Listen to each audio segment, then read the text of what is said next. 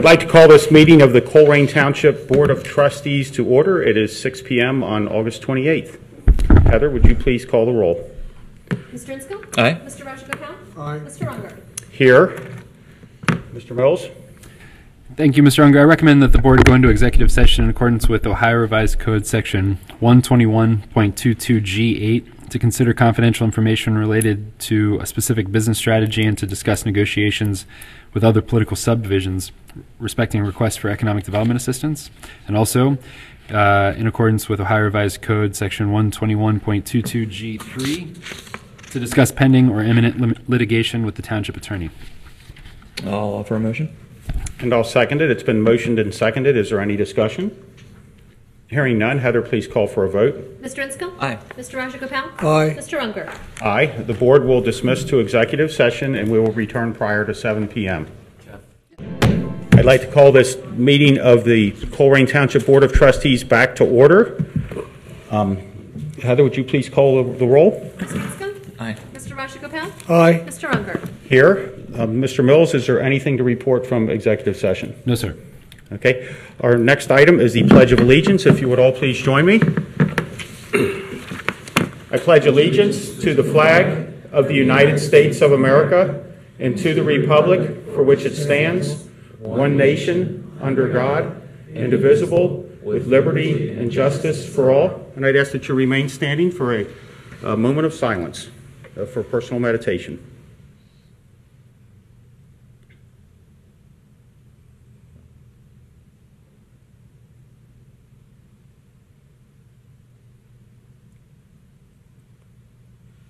Thank you.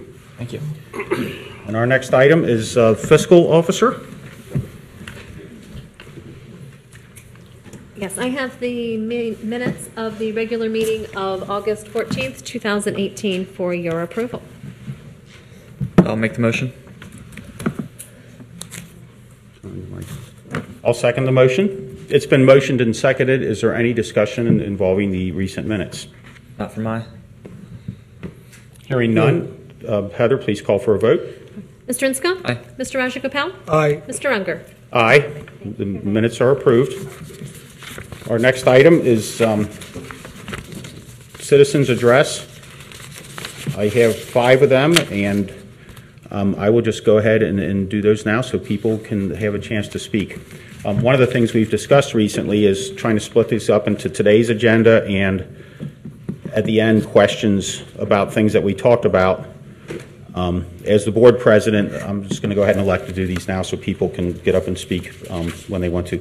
And I'll call on Peggy Preston first.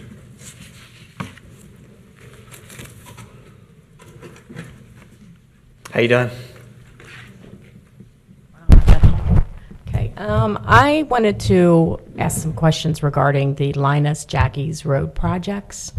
I reside at 8254 Linus, and we are having a lot of trouble.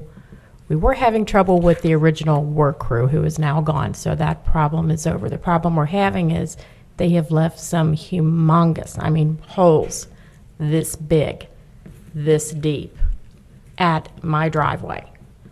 Before that, between where you turn onto Linus off of Jackie's, there is a divot about this deep that's approximately 20 to 25 feet long.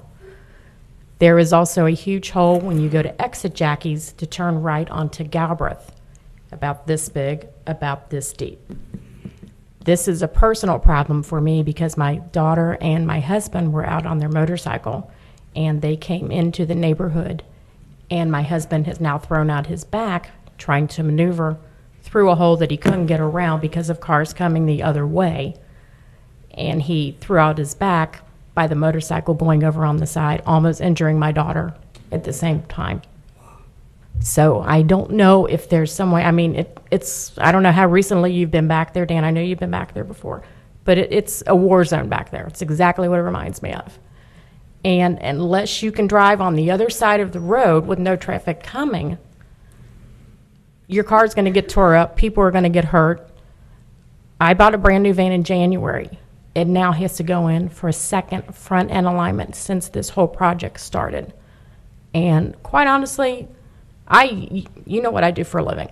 I have no stress at work, but when I have to go and drive into my neighborhood and try and get through Jackie's to get to my street and then just get up 2 driveways to my house is a nightmare.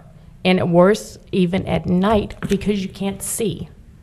So there's got to be some way to fill some of these holes, even if it's just temporarily. But something has to be done about it. And I mean, I'm hearing this from my neighbors on both sides. I just had a new neighbor move in across the street, and he's embarrassed to have friends and family come over because of how bad it looks. So something really needs to be done before someone else gets hurt. Thank you, Peggy. I think the immediate thing, and Jeff is our administrator, and he can talk to our road superintendent, is to see if you can put some temporary fill in those holes. The other thing, I've been over there 4 times. You mentioned I've been there a few times.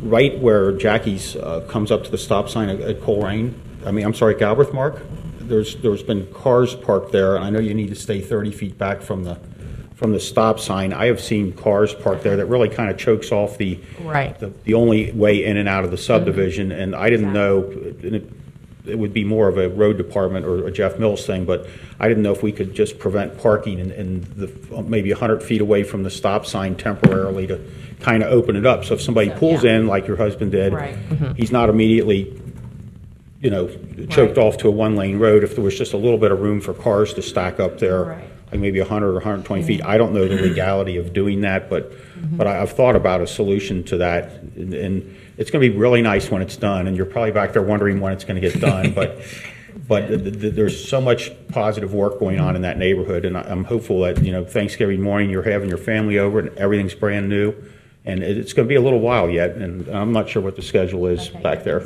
They were telling me, the construction crew had told myself and my neighbors on each side that it wasn't going to be until June, and that seemed awful long, because they actually made the comment, over the winter you're going to be driving on nothing but gravel.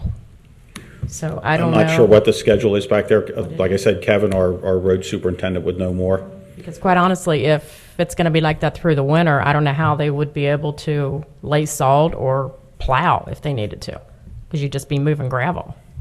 Well, everything you've said is consistent with our phone conversation today, and I invited you to come up and make sure that everybody heard your comments, and I'll ask Jeff to get with Kevin and just make sure it's passable. It's going to be torn up until it's finished, but we certainly don't want any safety issues back there. So I would certainly be in support of that. Thank you for being here. Thank you. Thank you, Peggy.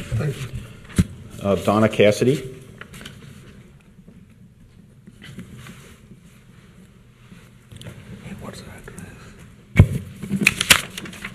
Hello, Donna. The reason I'm here this evening is to thank the board. I'm going to start crying. It's okay.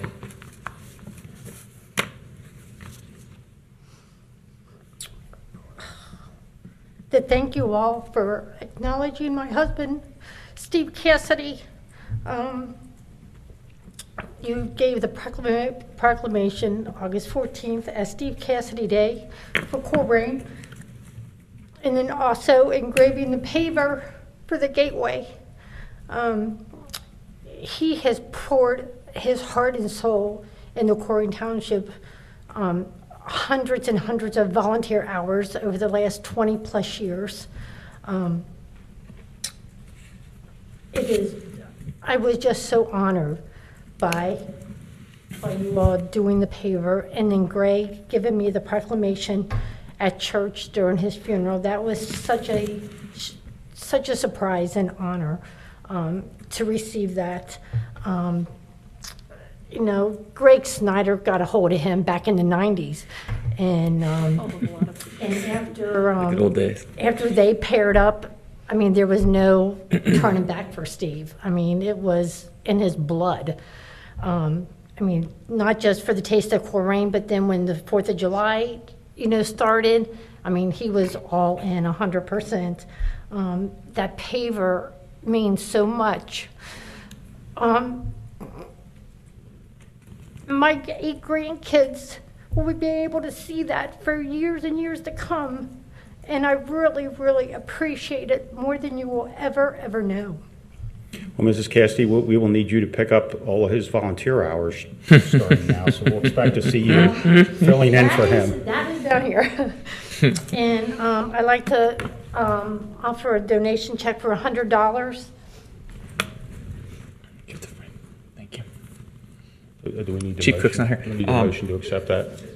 Okay, we'll let her finish, and we'll do a motion to accept I'd that. like to give the donation check for $100 for the fire department. There was 2 occasions that I had to call them for Steve.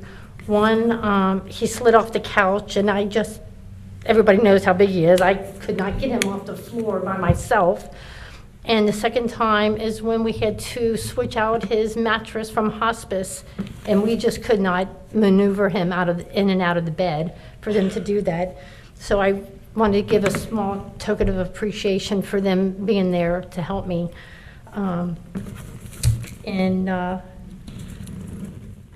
Anyway, like I said, Colerain was in our blood. We've been married for 40 years. This has been our home. Our children have been raised here. And I guarantee you that the Cassidy tradition will continue. Hopefully the taste of Colerain will come back, and as well as the fireworks. Cassidy's will still be around in Colerain Township. So thank you very much for everything that you've done for him. Donna, it sounds like you lived out your marriage vows to the very end, and that's commendable. I would motion that we would accept that check for the fire department. I'll proudly offer a second. It's been motioned and seconded. Is there any discussion? Hearing none, Heather, please call for a vote. Mr. Insko? Donna, thank you so much. Mr. Rushing? Oh. And Mr. Insko? You already said me. You mean under. I'm sorry, Mr. Unger. Aye. Hand me back the minutes for a second that I passed down to you. Donna, I wanted to show you that in the minutes for the meeting on the 14th, I scanned the resolution that the proclamation that the board, so this proclamation is in the township's permanent record forever. Well, thank you for your husband's service to the community. Okay, so then there was a 3-0 vote to accept this donation. Thank you, Donna. Kathy Moore?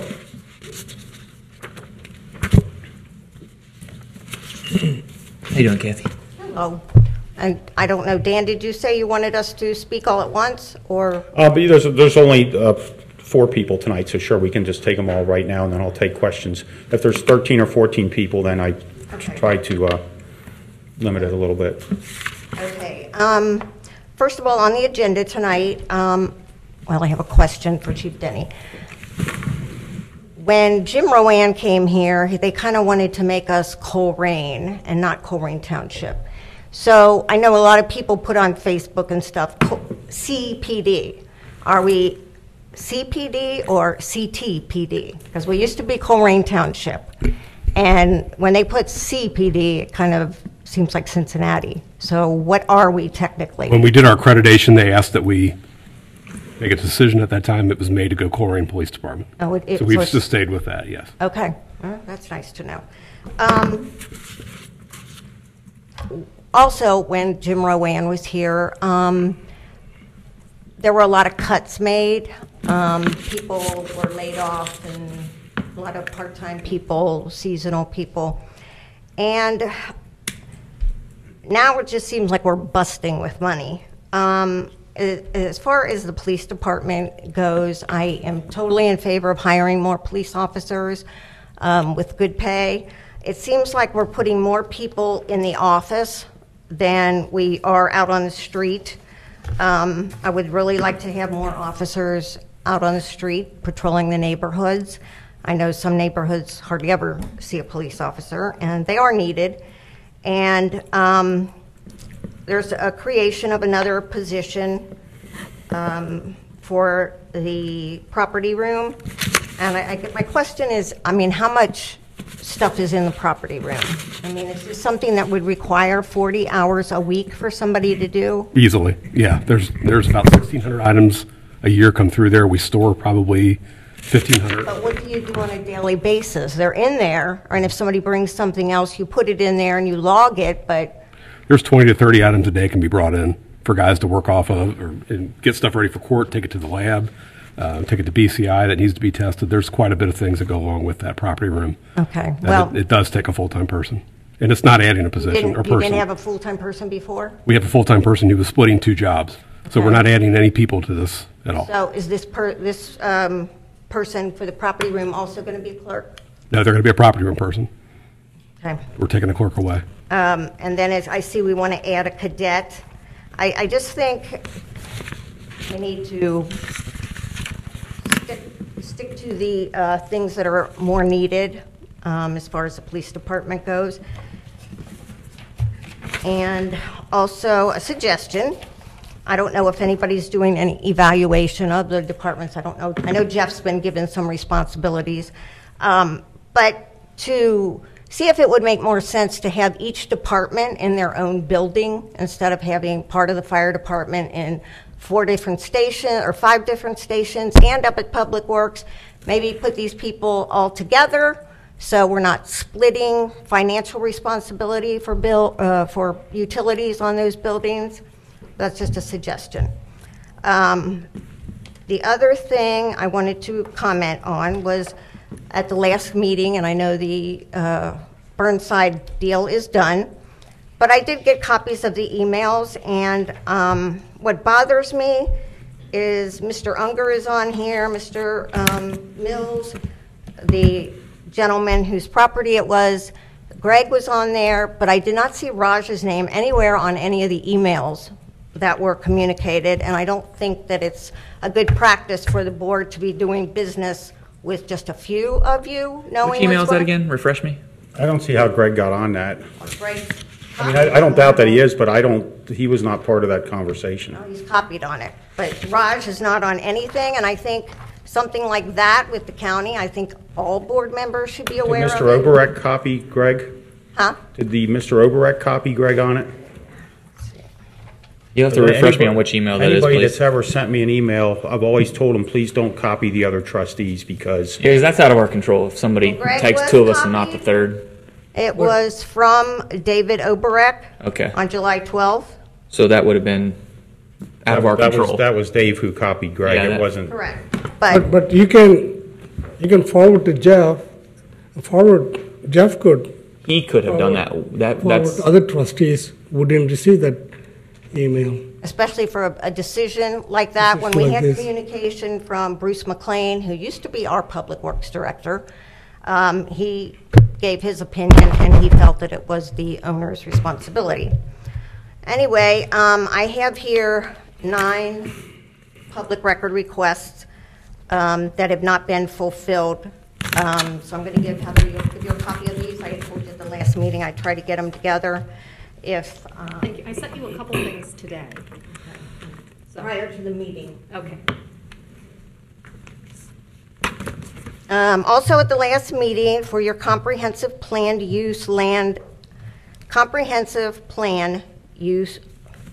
land use committee. Okay, in here it says the 4 neighborhoods, and one of them is Pleasant Run Farms. So I know Stephanie commented on this, and Pleasant Run Farms is not in Colerain Township. We have a Pleasant Run area, but there is no Pleasant Run Farms. So I wanted, are you aware of that? I'll leave that up to Jeff Mills to comment on. Are you aware? Yeah, I know where Pleasant Run Farms is. Okay, so you're aware Pleasant Run Farms is not in Colerain. I know there's a couple precincts there that are in Springfield Township, and I know that from my school board days. Right, the farms is in Springfield Township. Right, and maybe he meant Pleasant Run, but I'll let him address that. Also, for the Financial Advisory Committee, it says that each board member would approve one member to be appointed to the committee. And then it says 1 member appointed by unanimous vote of the 3 trustees. And where will that person come from? How will you get the name of somebody to unanimously vote on that? I guess from applications. Yes. So you'll be given a bunch of applications, and then you will... However many people applied, I'm not. hopefully a lot of people will apply. Okay. Hopefully. Okay, that's all I have. Thank you. Thank you, Kathy. Rich McVeigh.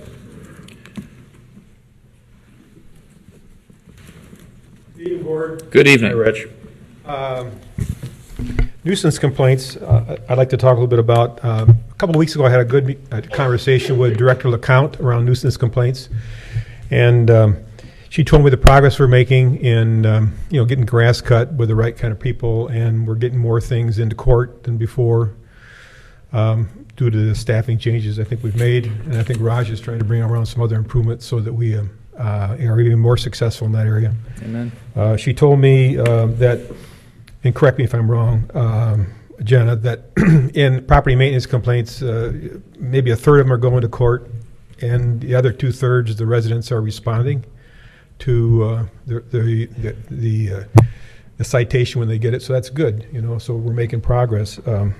I don't know how many we get. How many nuisance complaints did we get last year in property complaints? Roughly, it's not a quiz. Roughly 1,400, I think, total complaints entered in the system last year. And we're about at 1,400 year to date this year. We've only taken 58 to court so far this year.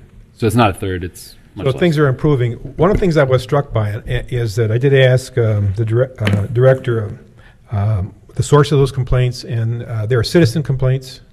Generally, they can call in or get online and making complaints.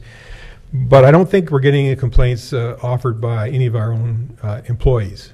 And I would think that that's an opportunity for us. Maybe you in the last meeting. Rich, I've been out looking at 3 of them in the last 5 days.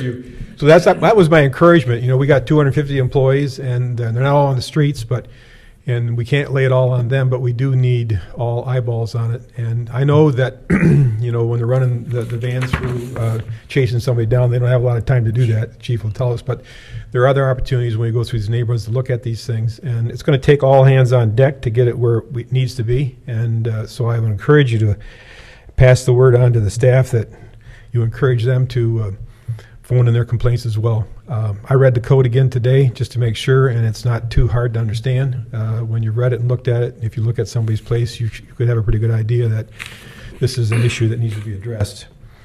I asked you in the previous meeting if you guys would take some time to think about the 5-year strategy and what you would see difference in our neighborhoods 1, 3, and 5 years down the road. And have you started to think about that at all? I mean, Greg? Yeah, one of the biggest things for me has been this beautification initiative, and I can't wait for our quote-unquote retreat next month. Good. And that's going to be, I cannot wait. I absolutely cannot wait. I'm beyond excited. That's all I talk about. Every time I see these guys, I drive them crazy because that's all I talk about. I think it's important for the 3 of you to be able to articulate, a vision of what's going to change in our neighborhoods as well as on Colerain. The clearer you are about what you expect to see, I think it raises the likelihood that we're going to get it. If you read through the strategies, they're pretty comprehensive, but a lot of it just says initiative, and that doesn't define what it is. And I like the fact that it's comprehensive, but I also think that until you get really in touch with what it needs to look like, what changes need to take place, that it won't be possible, because achieving an endpoint is dependent upon 2 things. Being dissatisfied where you're at, and I think you guys are dissatisfied. The second thing is clearly understanding where you need to be. So as soon as you start to get clear about that, I hope you would share it, because I know people are interested. Can't wait. Improving our neighborhoods is important. It's interesting, and you guys know that. I was going through my iPhone. I got too many pictures. Maybe you do too. And I happened to come across, and this is the truth, I come across this document that was generated in January 9th of 2017. It's a Citizens for Civic Renewal, the Northbrook Community Engagement Effort. And there were a lot of things that are listed on this thing. And I've mentioned for some time in here that I think the bulk of the improvements that I see from my perspective going on are resident-driven. A lot of good work. Getting together, talking, cleaning things up, painting the town, having these gatherings, that kind of stuff. But the efforts on the part of the township seem to me waning. And I'll give you an example of that. Way back a year ago, we were going to have speeding under control, and people were talking about, ramps and a whole bunch of other things, and I don't think that's happened. Some people are still expecting to see more police officers. They're expected to see people on bikes. I don't think they're there. Anyhow, if you go back and look, and I'm not going to drag this thing out, but if you go back and look on this document, which I think probably Jeffrey Steck put together with the people in Northbrook. There's a whole bunch of stuff on the township side that 18 months later is not completed, you know. And Chief Denny and I had a conversation about this about a year ago when I was saying, Chief, why don't we put some speed bumps in there, you know? And he said, well, we studied speed bumps, you know, and it's going to raise havoc with our police vehicles and radios, and that's not exactly what he said, but that was the gist of it. Snow plows and all Whatever that. was going to hurt him. So I left the meeting and I called Green Township Fire Department and said, how you guys handle it? And he said, we slow down. Interesting. So I drive through a lot of Cincinnati, and there are speed bumps everywhere. I bring that up because you have to have a will to change. You have to have a will to change. And the neighbors are telling you people are speeding through there. And we still don't have a solution. We were going to get chicanes, I think. I was told that about 6 months ago. And I don't think that's happened yet either. It's just dragging out. And I think the issue is it doesn't have the right priority. I think that if the staff really understood the priority, that they would respond. And we would get these things done. And you guys control the priorities. You know, Rich, one of the low-cost things that we've done with relation to speed is back at the beginning of our term, we approved those 4 speed meters. Yeah, that's good. And those record data. They don't write tickets, but they record data. And I think you told me the one on Hanley Road picked up somebody going at the 3-digit speed 106. up Hanley. And I think the way that Chief Denny's using that data is he sees that this guy's going by at a high rate of speed every morning between 7 and 7:30, and that's when we apply enforcement there. So I mean, we are working with it. My pitch to you guys is too slow. It's taken too long to get somebody. If you listen to the neighbors, they will tell you it's taken too long. Now, they're reluctant to tell you that, okay, for fear of having what they're getting, the help they're getting shut down. But they're not happy, okay? Good stuff going on, but it's going too slow. That's just what I'm trying to say. 2 other specific points. In Royal Heights, there was people here complaining about the walkway and issues around that. And I drove out there and I saw the sign that says monitored by Colerain Police. Is that our answer to that problem? I think We stepped up patrol there too, which I think is a better part of the answer. Yeah, I've got an email from the resident who said she can't believe the improvement, and she thanks us for everything we've done. That's good, because I drove by and I saw the sign and said, whoop, that's it. No, we've Well, one of was the there other 3-4 times issues- a day. Cleaned it up, trimmed. that's probably helped out back there is there was one particular residence that had some folks that were most of the problem, and they've moved out. Yeah. Yeah, we had a lot of residents really stepping up with helping with clean up trash too. They really came together. That's good to hear. It was good. It was really good. That's why I came here to find out. What about a couple meetings ago, we had a resident here talking about the need to close the gate at the Clifford Park at night because people are, speeding through there. And where does that stand? I did follow up with that resident, and I'll let Jeff address that. Sure. We've actually, before that meeting, the resident had reached out to our department head, and we were able to evaluate the solution that resident offered, which was a gate. And so actually when the gentleman came up and talked about the issue, we had already received a proposal to put a gate there. After the resident spoke, we went out and looked for several other proposals to see what the best price was. We actually ended up getting a better price. And so that should be in, next couple months, I would assume. And I think the one place we're stuck at, I know at night we're going to send an officer over there to sweep the park and then lock it. I never did hear how we're going to get it open in the morning. Park employee. So you send somebody over there. So we're a couple months away. I mean, somebody said, just put two pipes in the ground and put a chain across it. That wouldn't represent our brand. Well, I would understand it wouldn't represent their brand, but their brand is to help people quickly. Oh, I think that's on pretty fast track. I appreciate what you're saying, but just don't take 2 months to do it. That's the only question. The report I got from the residents that immediately live there is that the loitering and all that's completely gone down since we've stepped up the patrol there. So that was probably half the problem in itself. This is hard work. I understand that. I'm not trying to beat you with a stick. It's hard work to get this done. It's a big problem. It requires political will to establish the priorities to get it done. And I'm looking for you guys to develop more of that. And it's more than a series of photo ops. You know, showing up at, and don't be too hurt by this, but showing up at a block party, okay, and having your picture taken when people are picking up trash, well, it's good. It's not going to solve the problem. Having the fire truck show up, okay, and squirt water is not going to solve the problem either. It's good, okay, but it's not enough. It's more than photo ops. So, you know, you're not going to clean up the streets unless you spend more time in the streets, period. That's what has to happen. And it can't be all the guys running around in the police cars, because there's not enough of them to do that, you know. And so I'm not here trying to hold the chief's feet to the fire. You know, an example would be what I'm talking about here, guys, and then I'll, you know, we have the coffee with the chiefs. Why don't the coffee with the chiefs walk through the neighborhoods on a Friday night or a Thursday night when parents are home, you know, and say, what's going on here? Because when you go with coffee with the chiefs, you know, it's the same people, not always, but mostly the same people talking around with the chiefs. They're not the people with the problems. People with the problems are the people out there. So being in the street, you know, in the street, walking around every week, you know, they're talking about the broken window problem. So, you know, I'm just trying to urge you guys to do more of that, you know. Sure. Thank you. Not to say that you're not doing some, don't misread me, but do more of it. Get in the streets with them, okay? And it requires your leadership, feet on the ground kind of leadership, and fixing things down. A state of urgency, I think.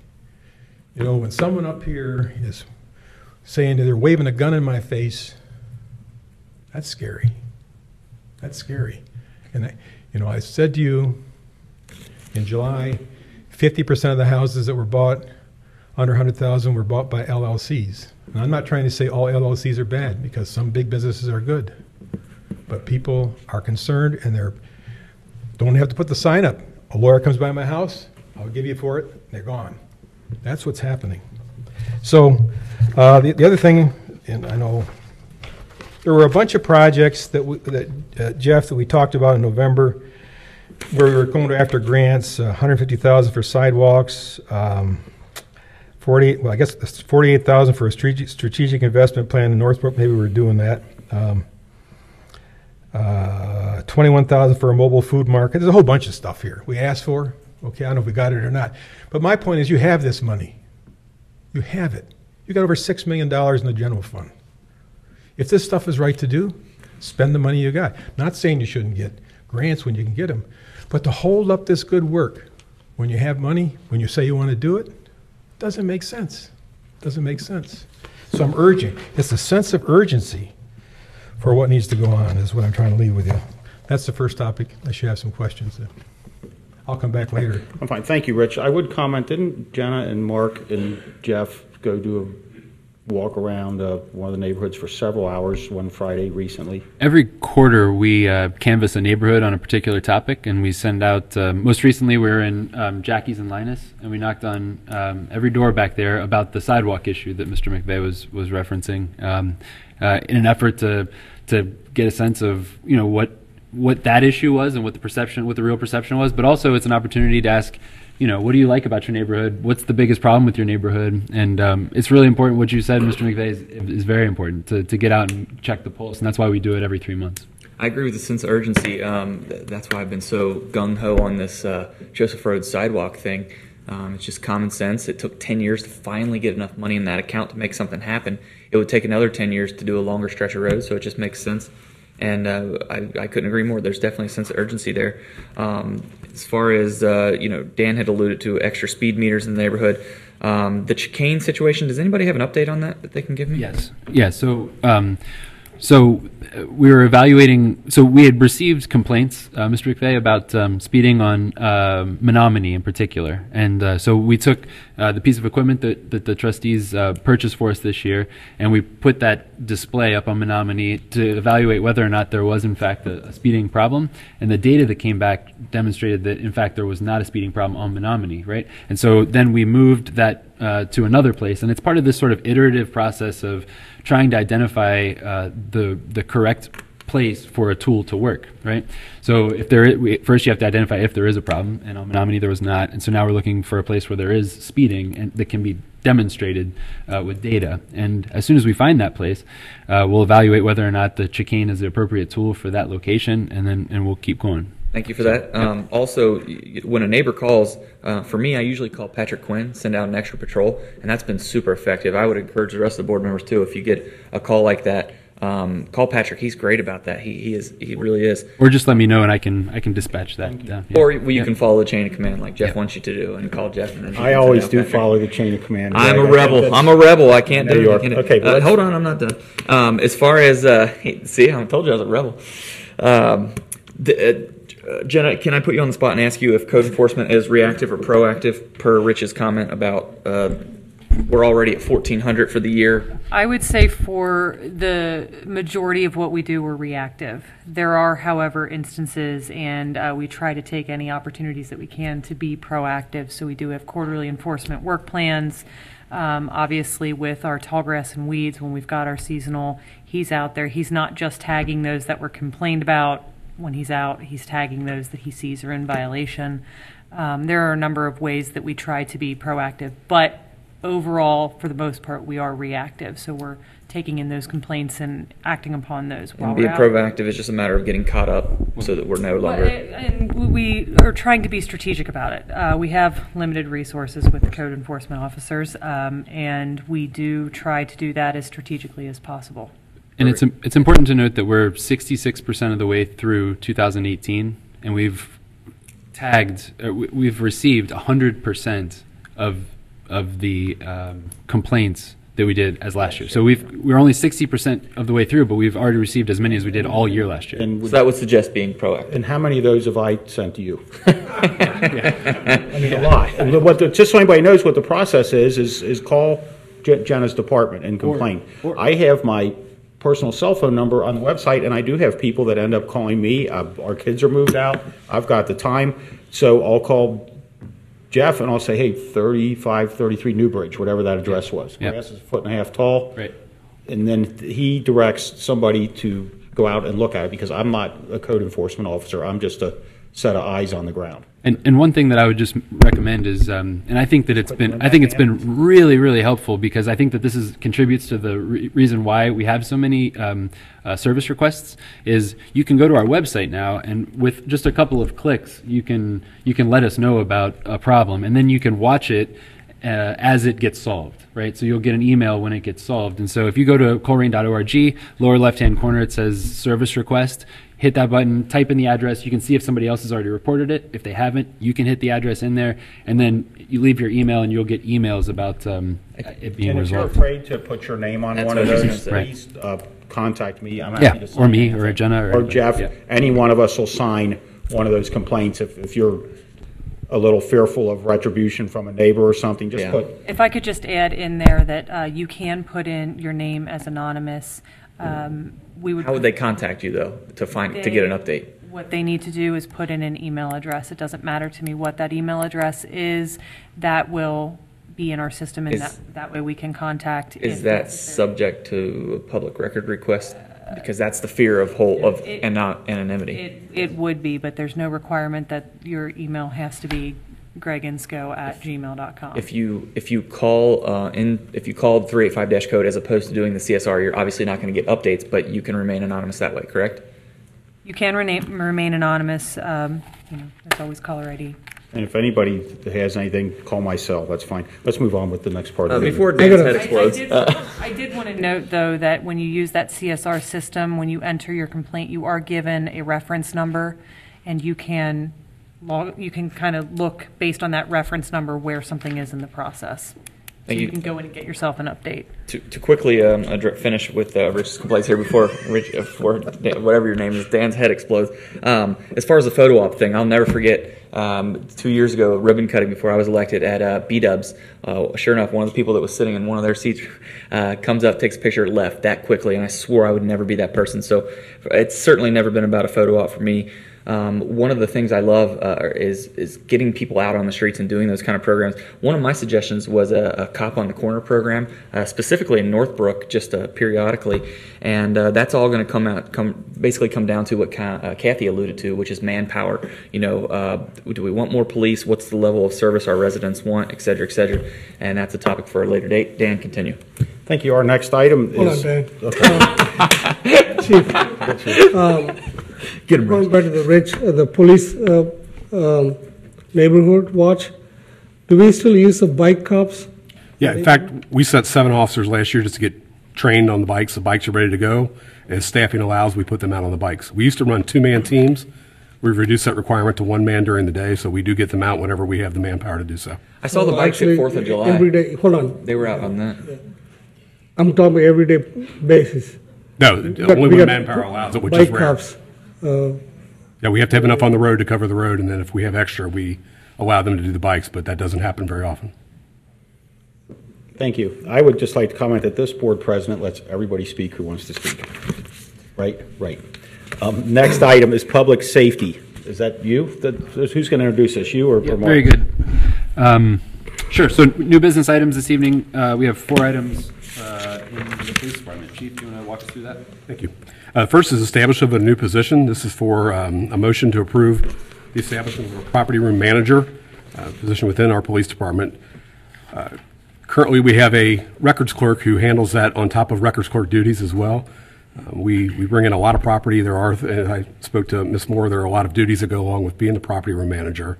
Making sure the evidence makes it to the courtrooms, makes it down to the lab, comes back from the labs, transferred to other agencies that do our testing.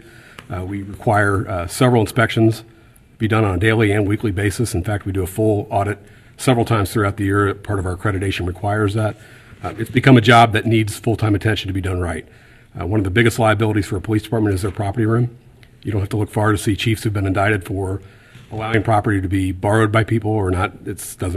When the audits are done, it's not in there. So it's very important that be taken care of correctly, because if we go to court with property that's not handled correctly, we lose the court cases. So I think focusing in on this and making sure it's done right makes a lot of sense, especially when I'm not going to add any employees to the mix. This will allow me to take a records clerk, move him to be the property room manager. So we're going to lose a records clerk out of this. I'm not asking for another person. But I want that focus to be on the property room to make sure it's getting done correctly. So when the auditors come and when the accreditation comes, it's done correctly and it's done right, and we don't have to worry about that issue. Does every officer have access to this? Go ahead and get this on the floor before we start discussing it. Would you like to? Yeah, I'll make the motion. And the motion to establish a new position, property room manager, and I'll second that motion. So is there any discussion? Yes. So every officer obviously is going to have access to that property room, but or do they have access to that property room? I guess I should ask. And is it just sign in, sign out? Is it digital so we can see who's coming and going? Because there's a lot of sensitive stuff in there. I don't even have access to the property room. Oh, interesting. We have lockers. The officers put the property in. On the other side, the property manager or the property person can take those items out, log them in to make sure they're taken care of, and no one else has access to that room. They don't actually sit in that room all day, do they? For most of the day, she does, yeah. How does she not get high? I mean, that room is... We actually installed a fan because of that problem. Okay, that's a real question. You go in there and For instance, today we took in 180 pieces of property. Okay. And she's sitting back there right now, making sure every bit of it gets in there. Is she going to have trouble passing a drug test from getting high? Will. I mean, in all seriousness? We're also counting on her to answer the phone and to handle people at the window, and we cannot do both of those and get them done correctly. This is an important part of what we do, and I think it's important to have somebody dedicated to it. Raj had a comment also. Hey, Chief, how long the property clerk was assigned to this property room? How long he had the existence of this property room? We've had the property room, I think, since 2012. I think Dan's when Dan started it. What time the property person works during the time? During the daytime. They're ready to go to court? Yes. When the people... We're usually between 7 and 3, 8 and 4, so they can handle the officers going to court. So you got 2 clerks, and one was assigned to the property clerk, correct? We have 5 full-time clerks that work 24 hours a day. They cover the 24 hours a day, 5 days a week, and then on the weekends as well. So we're going to take one of those 5 and make them responsible only for property. So now you want to make one as a full-time property clerk, yes, right? so we'll take away from the records clerk section. My second question, Chief, why we need to promote him as a manager and give the pay raise? Can they use as a property clerk, the same position? Because there's skills and abilities that he'll have to have. He's going to be trained specially for this. There's a greater deal of responsibility, and I want this person to stay. I don't want to have to train a new property manager 6 months from now because somebody else hires him away. So all these years the property clerk worked, they never had any skills? I'm sorry? All these years, almost 6 years, the property room clerk, they never gone through training or anything? Yes, they have. So now we got to promote some person to property manager? We need somebody to actually focus and have that be their job so it's done correctly, yes. Can they work on the same level as a property clerk? We don't have a property clerk. Right now, we have a records clerk. What do you call, the records clerk? You have the position as a record clerk. Right. And they're responsible for answering phone calls and people at the window, not for handling evidence that's going to be used in murder trials, tested by the lab, and make sure that it's done correctly. We can send the record clerk for the property training? That's what we're doing, yes. What's necessary to promote them as a manager? Because the responsibilities are going to be greater, and I want to keep them in that position. Once I have them trained and doing well, I want to keep them, I want to retain them. And this is a fair wage when you look at other agencies and what they're paying people for the similar responsibilities. This will allow us to find somebody and keep them for a little period of time instead of retraining people to take this job again next year. Okay, go ahead. I found it. I think we can go ahead and keep as a record clerk, as a property clerk. Let him go through the training. After certain years proven efficiency in his job, his or her job, then after 6 month period, we can promote him as a property manager. Is my thought. Does this motion establish a new position, or does it goes right ahead and hires that person? It establishes a new position. My next motion will be to move one of our records clerks into that position. Okay, so this is just to establish the position? Yes. Okay. I would only comment that I was lucky enough in my life to be on jury duty 3 different times, and one of them was with the case involved Cincinnati police, and when it came time for the evidence to be brought in the courtroom, they did not have it, they did not know where it was, and even though that was 20 years ago, that has stuck with me, and I thought, well, how dumb is this that the officer showing up and asked for this very specific evidence that had been discussed during the trial, and then the answer was, we don't know where it is. And on that, we didn't have enough to convict beyond any doubt, because in the jury setting, everybody has to vote for conviction, and we couldn't, and the guy was let go. So I've lived that at one point. So this is just to establish the position. Correct.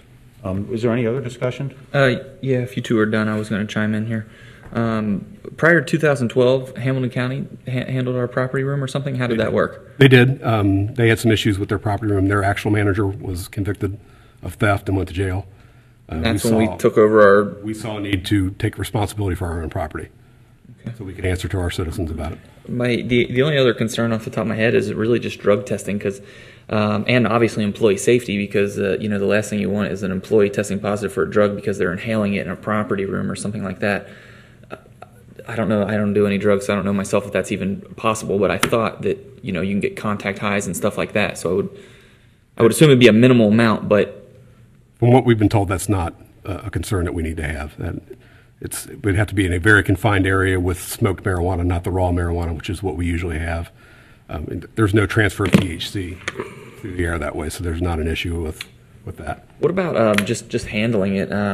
Do we ever end up with, because you hear all the time, well, not all the time, not here, but on the news of contact highs from fentanyl and stuff like that. I'm assuming you have a special way to mark the more sensitive stuff. We've changed the entire way we handle all evidence because of fentanyl.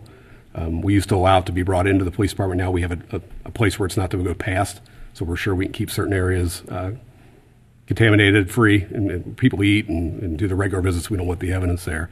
But we have gloves. Because the lunchroom's right across from the property room, right? Yes. Ooh. Yeah. So we're careful with that. But yeah, as far as the canine searches and everything has changed because of fentanyl. There is some worry that it can't soak through the skin. Some doctors are saying it can't.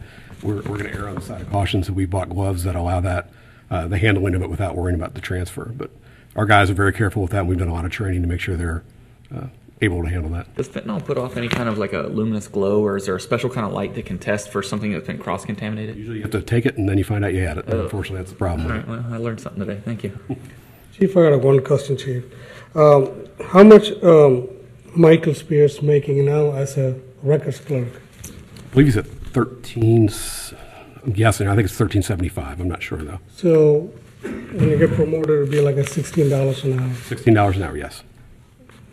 Did you interview anyone else for this position, just out of curiosity? We actually talked to our records clerks. We evaluated, we evaluated the work they do, how well they handle the responsibilities, because it is divvied up now because it's divided among other people. Were there any of the records clerks that weren't interested in this position of the 5? Or were they all interested in this? I don't know if anybody said they weren't interested. I'd guess they're probably not. There's a lot of responsibility, a lot of work that comes with that. Jake has stood out with his abilities, just from watching him work over the last year, how well he handles the responsibilities we give him. Very bright, and he's got a future with us. Just throwing it out there, is he the one with least seniority out of the 5? Because I feel like he was a newer hire. He was part-time for a while, so it depends on how you count that time, but he's been around quite a bit. Okay. Was there any other discussion?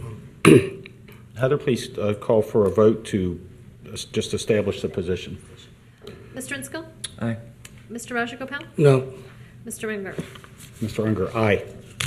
The motion carries 2-1. Next item. Second is a motion to reclassify an employee. Recommend adoption of a motion to reclassify records clerk Michael Spears to the position of property room manager. Michael's been employed with the police department since 2017, and he has shown tremendous capabilities in his current role and has expressed a desire to take on more important responsibilities. If approved, his salary would be $16 per hour, and his promotion would be effective September 1st, 2018, in order to assume time for training when the current person who is handling most of our property will graduate from the police academy and will become a police officer for Colerain. I'll make the motion. And I'll second it. It's been motioned and seconded. Is there any discussion? I would just ask, are you related to him? I am not. Okay. So you're who will be his supervisor? It'll be Ed Cordy and then Mike Owens, Lieutenant Mike Owens. Nobody's related to him other than Nancy Spears. Everybody keeps yelling from the audience. Yes, it is Nancy Spears' son. Right, who but has I mean, tremendous but nobody in the capabilities. supervisory position that he answers to is related to him. No, there's no relation at all in the supervisory chain. Was there any other discussion? Roger? Well, Greg? Not for mine. Can't have one without the other. Heather, please call for a vote. Mr. Inskill? Aye. Mr. Rajagopal? no. And Mr. Unger? Aye. Next item. The next item is an establishment of a new position. We recommend adoption of a motion to approve the establishment of a police cadet position within the police department. The competition for officers right now is very stiff. There's a lot of departments hiring. We want to have the ability to identify candidates early who may still be in the police academy or have graduated the police academy and need time to take the state test. Until they've done that, we don't make their hiring as a police officer effective. So in order to get them, maybe get up to 4 weeks training done in that interim, instead of wasting that time just having them sit there and not being of any use to us, we figure a way to get them in and to hold that position is to bring them in at $15 an hour, let them start their training, the 4 weeks of administrative time that we will have to train them with when they become police officers, and get that out of the way, secure them as an employee instead of having other agencies have the opportunity to take them. And then when they get past the police examination, we can get them straight to the road, get them on the road about a month sooner. So that we kind of win on both ends. They'll help out with the records clerks, with answering the phones while they're doing the administrative training. But then when they're ready to go on the street, we've cut a week or a month of their training out, and they're ready to go quicker. I'll make the motion. And I'll second it. It's been motioned and seconded. Is there any discussion? Yeah, kind of along those lines. How are we doing on injuries? Because I know we had a couple guys down with. We're down about 7 right now. Now, as a police cadet, that would be kind of like an intern. Yes. And yes. And the benefit I see in that is if you bring this man or woman in for $15 an hour and they're with you for 4 or 6 or 8 weeks, however long that is, you might look at their performance and go, you know what, we're not going to offer this person a job. So it's a good way to kind of field test an employee to see if, maybe they're not the right fit here. So, I mean, it doesn't automatically lead to being hired as an officer. No, absolutely it might not. lead to a lower cost evaluation period as opposed to just hiring somebody and finding out a couple months into it they didn't really work out. Where we generally see deficiencies is in the reporting, the use of our computer systems, those administrative tasks that we'll be able to spend 4 weeks with them one-on-one and a little more than they normally get when they're in their field training when they're on the road. And I've lived here my whole life, but I've only been here 8 months. Have you had police cadet programs before? We've not. So have you ever had an intern or? We've had some interns from UC, but they've not been anybody we've had as potential hires. These will be people we've already identified and have gone through our entire hiring process as our next police officer. And there's just an interim that they can't start working yet because we put some stipulations that they pass the state test first. And this will just give us that time period that we're waiting for that to get them some training done. And I would expect that if you, how many positions would there be for police cadet? We may have one a year, if that. I mean, it's very rare that you have somebody that's in the position where they've only got a few weeks or a month or two. I think it would be a great opportunity to get a real good, close look at somebody and go, this isn't the right person for this position, or hey, look at this guy shining like a star, let's hire him. Yeah, I agree. How did we come across Brian, just out of curiosity? Brian actually got involved with our jiu-jitsu downstairs. Oh, yeah. And he was in the banking industry, and because of some of the exposure he had to our officers, he decided he wanted to change careers, and he's a great find. He was valedictorian of his class, and he's a find. I didn't recognize the last name. Just while we're on this topic, and for sake of transparency, is he any relation to anyone else here? Not that I'm aware of, no. Okay. That's all I needed. Is there any other discussion? Yes, Chief, this cadet program is going to be a long-term, permanent program in the police department, our police department. Maximum of 8 weeks for the position. No, the cadet, not one-time hiring cadet, but you want ongoing thing, keep on hiring cadet. If we are able, a cadet promoted to be a police officer, then you hire more cadet. if we find a candidate who's in a unique position where we can get no more than 8 weeks of training while he's still waiting to be hireable as a police officer, then yes, we would use that in the future. That's not a very common, we've had it happen before, but it's not as common as we would replace one as soon as one were promoted to police officer. On a July 10th meeting, Chief, we hired the police officer, Robert Nash, right? Is he working, you hired him, he was not even certified yet with the state. Was that peace officer training certification? Did he obtain that when we hired him at the time? Yes, he did. I thought, what I understand this, reading this, and he was not certified at the time of the hiring, but now after that, he passed his test, correct? He was ready to go as soon as the board Ready to approved go, him. but he was not ready to go at that time. Yes, he was. He was? Yes. Okay. Now, we're going to have all this incident going on in our township, a lot of incidents going on. I think it's necessary to have focus on hiring a full-time police officer. We need a police officer. Mostly they're completed, already finished the OPATA training, already certified. I think we need full-time police officers. Chief, I can take that one. Trustee Rajagopal. So I think there might be a little bit of a misunderstanding. He has completed his training, but there isn't another test that's offered until December. And so, in an effort to get him in and to accelerate his movement towards full-time officer on the street, we're trying to create this cadet program where he can get his training, his FTO, hopefully get a jump on his FTO and get out there. So this will lead to more full-time police officers on the street. Yep. And still he has to go to the academy on his own, pay for his own academy, everything else. But he still carries all the township benefits. No, he doesn't. Not until he's hired as a full-time police officer. Not completely hired. He'd be a cadet. Yeah, he wouldn't be a full-time. So how do you seek this candidate as a cadet? Where do you find these guys? This is somebody you've approved him to be hired already as a full-time police officer. So we do a test. We have our written test, our physical agility test, our background examination, our oral board, psychological, medical. He goes through all that. And when we go through 100 people, we found nobody on our last test. Out of 100 people, we found 0. We found an outstanding candidate here that was going to be gone if we didn't do something to grab hold of him. He's a valedictorian of his class. There is no one else that I want better than him. And unfortunately, we're just going to have to wait a few weeks. This gives me the opportunity to get his training started while we snag a good employee who's going to be here for a long time. This isn't in spite of a full-time employee that we wanted to hire. There weren't any other people eligible that we were willing to take. Would you be still looking for a police officer, even though you hired a cadet? If the vacancy arises, you're still looking for a higher police officer? For other vacancies, not for the vacancy he's filling, no. We have 2 other vacancies that we're trying to fill right now. We had 3. He's filling one of those spots. Can I chime in here, Raj, or are you? Go ahead and ask. Thank you. Okay, so the recruitment out of 100, I mean, it's mind blowing that we had 0 and all that. Do we have any kind of like an employee like a sign-on bonus or a recruitment bonus or something like that for? Because some of these officers, iron sharpens iron, right? And a lot of those guys it's an amazing brotherhood that I'm sure. If you talk to some of the best, they would have other people they would love to recruit here. Are we even allowed to do anything like that per the CBA, or I mean, there's nothing financial we can do. Generally, the best officers we get are referred by other officers. Yeah, absolutely. And generally, we look for the fact that they want to be here. Yeah. Not that we paid them something to be here. If they want to be here and want to be part of what we do.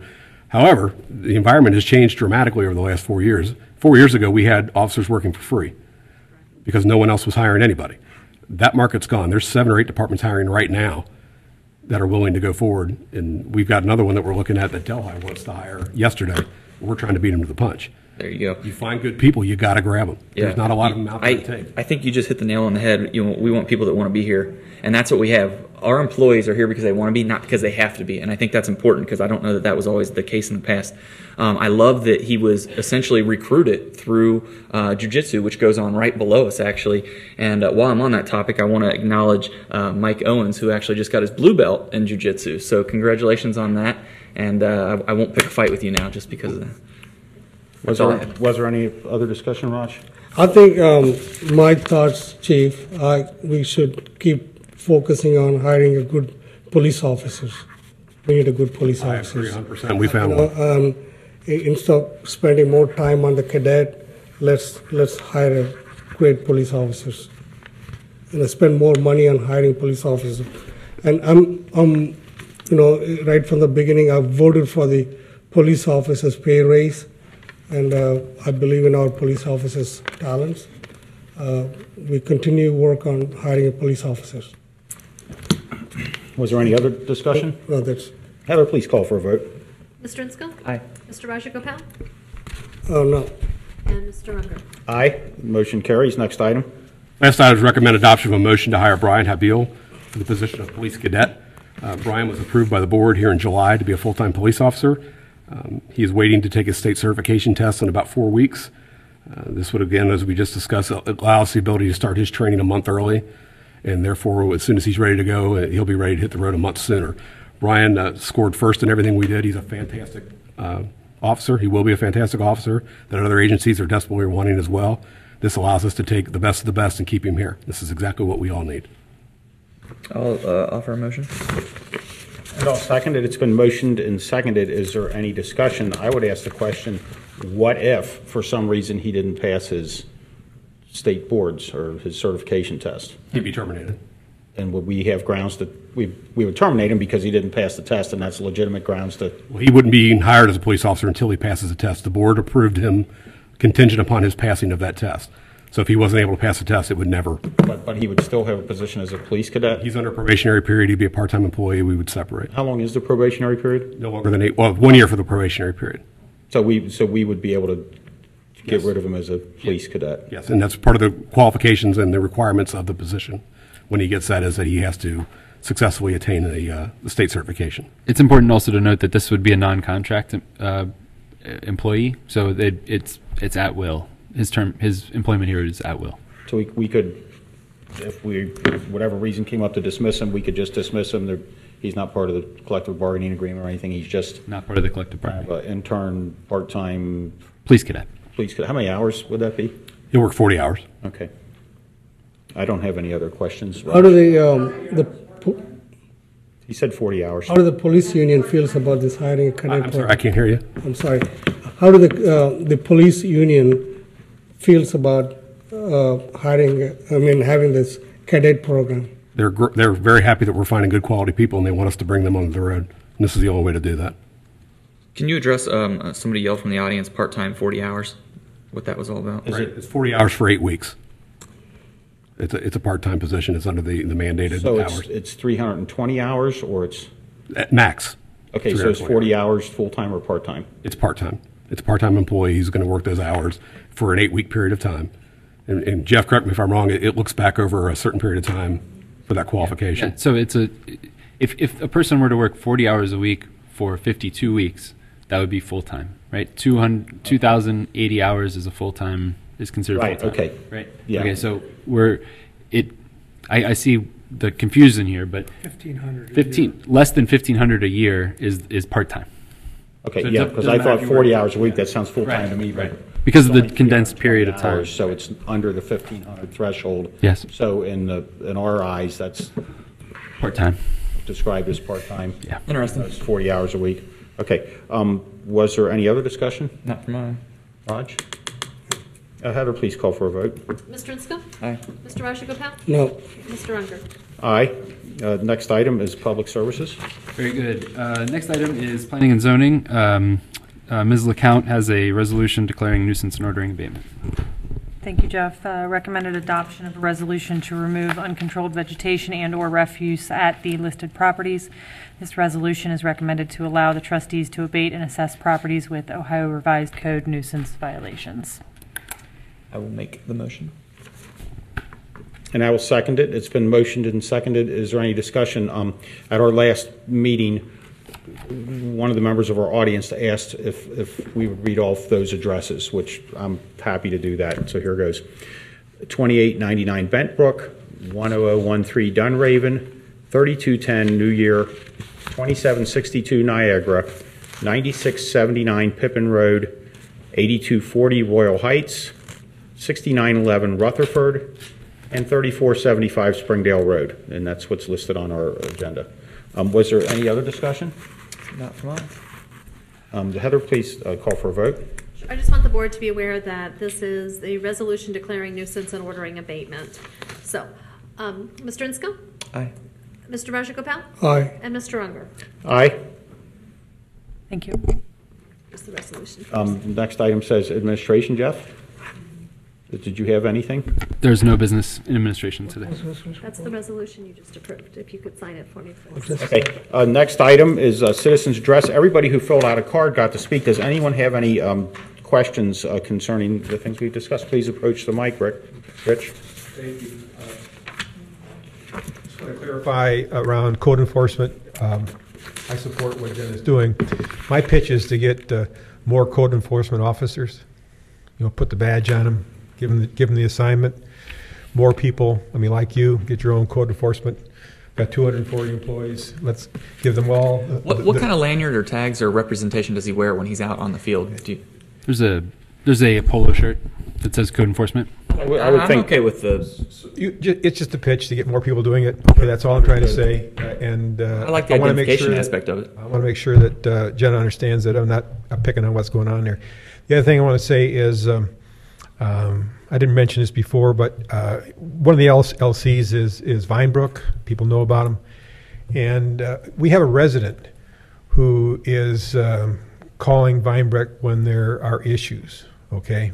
And she sees it, you know, and they call them up. You know, that's okay, but it seems to me that we're putting, again, more responsibility on a resident who's doing it because they care, and we kind of want to continue to foster that. But it's a big company, and I know we've had maybe one or two meetings with Vinebrook, and I don't know what we're getting out of them, but I would hope that we wouldn't place this continuing responsibility on a resident to follow up with somebody who's got 180 and growing number of homes in the township, to spread that responsibility around, to have more people knocking on the door of Vinebrook. And I have nothing against Vinebrook if they do the right job of maintaining their places and screening their tenants and all that kind of stuff. Maybe we can work out a partnership with them that helps to improve what's going on. So I'm not against. I would encourage that resident to at least document it so that Jenna has records of those conversations. Doing that. I just want you guys to get into it. Okay? Sure. Find out what's going on and see if you can put somebody else in there. The other thing I'd say, I heard that Mr. Webeck is going to meet with Northbrook this week. Is that right? And are you going to be on point? Are you the guy that I can call up and say what's going on? Yeah, for Northbrook. Your mic, Jeff.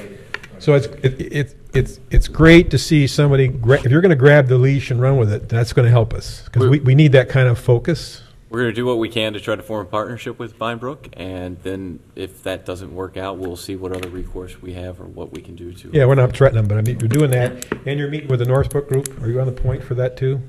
I heard you're going to meet with them. Not the group in general, but I think on this issue. You know, I said in the last meeting, we need some focus from the leadership, you know, and I was saying I need a trustee sponsor for this kind of stuff, and if you on the staff are going to grab it and run with it, that'll be great. And I can send my questions to you. I mean, I'm not that tough, but I'll ask you questions if you're on the point. Thank you. Thank you, Rich. Did anyone else have any? Could you please approach the mic, Kathy? Chief, Michael Spears he's the property room manager, and weren't you advertising for another records clerk? So you're going to have him move, and then you're hiring another records clerk? No, one of our records clerks is leaving in December. We're going to replace her. Okay, but didn't you just have an ad on Facebook for a records, or on the township website for So a we records could replace clerk? this employee that's leaving in December, yes. Okay. So it was to replace her, not Michael, is Thank what you, you're Kathy. saying. Did anyone else have any questions? Please approach the mic, Bruce. How you doing, Bruce? Good evening. For the record, I support what Chief Jenny's trying to do. As a person who is, over the years, trying to hire good people, you have to find good ways of bringing good people and keeping them here. And I think the cadet program is a way to do that. So kudos on that. As far as township priorities, yes, we have priorities that we're going to be looking at, but not everything can be done at once. And just because you got some money in the bank doesn't mean you should spend it now. You need reserves. So thank you. Thank you, Bruce. Did anyone else have any questions about this evening? Hearing none, we'll move on to the next item, which do we need an executive session? I do not believe so. And our next item would be adjournment. Do I have a motion for Make the adjournment? Greg has motioned, and I will second. It's been motioned and seconded. Besides Greg, is there any discussion? Yeah, I do have some. Well, I'm not positive that a motion for adjournment under Robert's rules may have a discussion. No, don't do that to I me. think you. Well, before we go through that, real quick, I Well, just no, want to. let me go back on that. I think you do need to have. Oh, arm wrestle. I think that any motion would have opportunity for discussion. I think under Robert's rules, a motion to adjourn is the only motion that does not brook any discussion. Well, If I may quickly say then, while he's researching this, I want to thank Peggy Preston for being here. I believe you're a new face. I don't think I've seen you here before, so thank you for getting involved in local government. This is where it happens. You know, it doesn't get much more intimate than this, so thank you for that.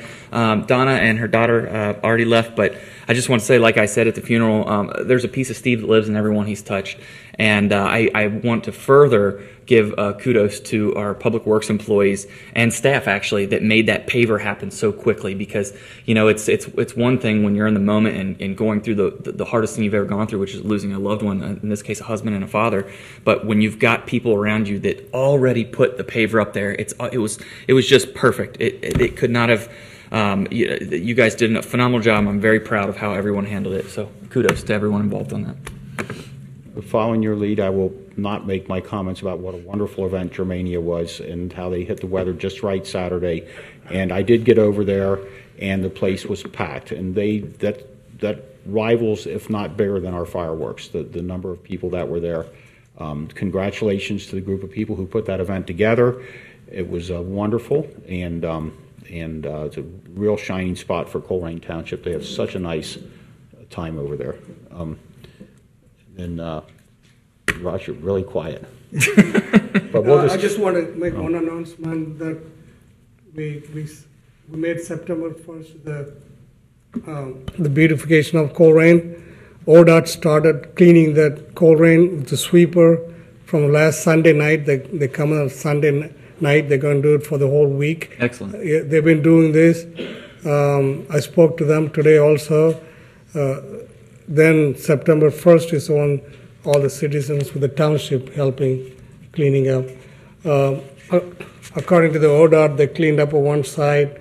Yesterday they cleaned up the median, and they will do this whole week. The September 1st is the day. We need a lot of volunteers, make our township look great. Good work. Thank you. Heather, please call for a vote. Before I do, Raj, are they going to kill all the crackweed there in What the did you just say? medians? The crackweed. Do you know what crackweed is? It's the Mark, can you tell me what crackweed no, is? it's not that. It's a landscape. It's when you like I'm along. unfamiliar. I don't. Sounds like some super. I never had a sip of alcohol in my life. I don't. You know what I mean? Along the medians where the two pieces of concrete concrete come together, there's weeds that grow Yeah, up right. in the cracks. I'll drive by, look at Okay. it, I'll tell you. Okay, Heather, please right. call for a vote. Mr. Insco. Aye. Mr. Rajagopal. Aye. Mr. Unger. Aye, this meeting is adjourned. Thank you for being here. Crack weed. July 24th.